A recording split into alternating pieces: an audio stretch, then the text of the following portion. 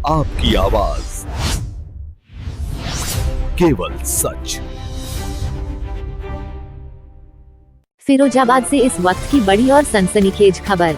टूंडला तहसीलदार राखी शर्मा ने जिलाधिकारी रमेश रंजन पर भ्रष्टाचार और शोषण के गंभीर आरोप लगाते हुए बड़ा खुलासा किया है। शुक्रवार को तहसील परिसर में आयोजित प्रेस कॉन्फ्रेंस में राखी शर्मा ने आरोप लगाया कि उनके खिलाफ शुरू की गई जांच को बंद कराने के बदले उनसे करीब 1,75,000 रुपए कीमत का आईफोन लिया गया। उन्होंने ये भी दावा किया कि जांच जानबूझकर शुरू करवाई गई थी और बाद में उसे खत्म करने के लिए महंगा मोबाइल मांगा गया। इतना ही नहीं, तहसीलदार ने डीएम के करीबी अधिकारियों पर भी सवाल उठाए हैं। ओएसडी शैलेंद्र शर्मा पर आरोप लगाया गया है कि वे जिले के कई अधिकारियों और कर्मचारियों पर दबाव बनाकर काम कराते हैं और उनका शोषण करते हैं। इसके साथ ही जिले में सरकारी जमीनों के बड़े घोटाले का भी आरोप लगाया गया है।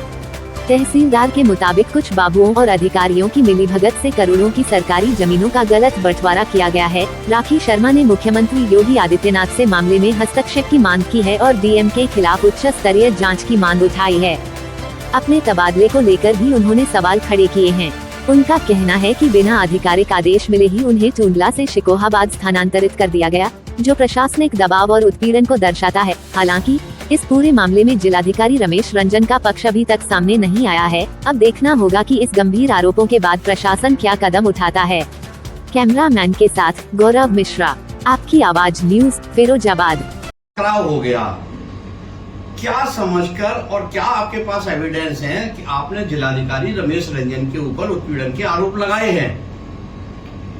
डीएम महोदय के एक एविडेंस नहीं है, कई एविडेंस हैं। और ये यहाँ पे कॉकस है, भ्रष्टाचार का पूरा एक सिस्टम क्रिएट किया गया है उनके बाबुओं के माध्यम से, जिसमें उनके ओएसडी का सिर्फ यही काम है कि वो लोगों से, अधिकारियों से उगाही करें और सर तक उस उगाही करके पहुंचाई जाए। इनका यहाँ जमीनों के मामले में भी कई जमीनें इन्होंने लोगों को गुमराह करके, फर्जी व्यक्ति खड़े करके वो कर लिया है। सर का उसमें रिपोर्ट मैंने भेजी तो मुझ पर दबाव बनाया कि मैं एडवर्स रिपोर्ट बनाऊं उनके बाबुओं के खिलाफ, ना लिखूं। ऐसा मेरे द्वारा नहीं किया गया। उसी से कुपित होकर सर के द्वारा और उत्पीड़न करना शुरू कर दिया गया। उसी उत्पीड़न के क्रम में मेरी 8 महीने तक लगातार वेतन रोका, नैतिक अनैतिक डिमांड्स रखी, एडवर्स एंट्री की। दुनिया भर की ये सारे उत्पीड़न झेलने के बाद मुझे अपने बचाव में माननीय उच्च न्यायालय इलाहाबाद में रिट दाखिल करनी पड़ी। जैसे ही मैंने रिट दाखिल की, ये उससे और ज्यादा कुपित हुए। इनके द्वारा मुझे कैंप कार्यालय बुलाया गया, वहाँ घंटों मुझे बिठाया गया। वहाँ 2 मजिस्ट्रेट और थे, चाहें तो आप उनकी भी बाइट लेके पूछ सकते हैं गवाह के तौर पे। और इनके द्वारा तमाम मेरे ऊपर दबाव बनाए गए, धमकी दी गई कि अगर मैंने रिट वापस नहीं ली तो तुम्हारा प्रशासनिक ट्रांसफर कर देंगे, तुम्हारी शासन में रिपोर्ट भेज देंगे। सर रोज मेरी जुडिशियल मैटर्स में जांच खुलवा ली जाती है, मेरा डिस्पोजल बाद में होता है, जांच पहले हो जाती है। उस जांच को एक मीडिया कर्मी है जो इनसे काफी स्पॉन्सर्ड है, इनफैक्ट उसके द्वारा चलवाई जाती है। वो पायरेटेड वीडियोस भी चलाता है। लगातार 2 महीने से मैं पुलिस को उसके विषय में तहरीर दी, जिस पे कोई कार्रवाई नहीं हुई। पुलिस टीम के द्वारा भी बताया गया कि आपके वरिष्ठ जो आला अफसर हैं जिले के, वो नहीं चाहते इसमें कोई कार्रवाई हो, तो आज तक कोई इसमें कार्रवाई नहीं हुई। लेकिन कल जब इनको पता चला कि मेरे पास अब कोई दूसरा ऑप्शन नहीं बचा, क्योंकि माननीय हाईकोर्ट से ऊपर तो कुछ भी नहीं है, और उसके बाद भी अगर टॉर्चर हो रहा है, मैंने प्रेयर भी की थी वहां पर कि सर मेरे हितों की रक्षा करें, मुझे सुरक्षा मिले, मेरे साथ कुछ गलत व्यवहार ना हो। उसके बाद और ज्यादा गलत व्यवहार हुआ तो मेरे पास ये अंतिम विकल्प था।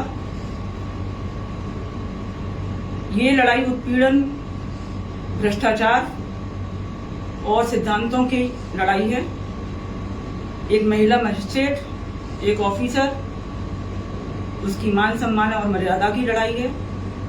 इनके द्वारा अभी भी मीडिया मैनेजमेंट किया जा रहा है।